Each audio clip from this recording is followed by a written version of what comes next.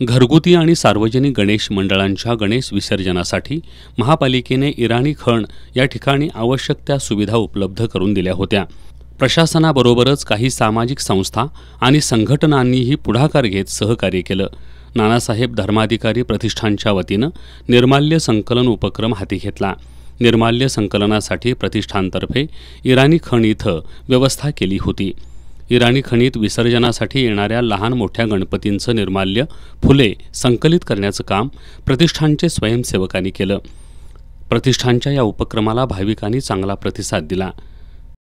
Doctor Shri Nanasaheb Dharmadhikari प्रतिष्ठान रेवदंडा तालुका अलिबाग जिल्हा रायगड यांच्यामार्फत गेले 5 ते 6 वर्षे कोल्हापूरमध्ये निर्माल्य संकलनाचा उपक्रम आम्ही राबवत आहोत आणि ह्या संकलनामध्ये स्वयंसेवक म्हणून 500 ते 600 कमीत कमी असे स्वयंसेवक आहेत आणि त्यातून आम्ही निर्माल्यातून कचरा म्हणजे प्लास्टिक, दोरा, तुमचा कापूस, इतर जे कचरा आहे तो बाजूला करून जी फुलं सेपरेट करतो आणि त्यातून त्या फुलांचा आम्ही निर्माल्य तयार करतो, म्हणजे निर्माल्यापासून खत तयार करतो आणि ते खत आम्ही लावलेल्या झाडांना वापरतो।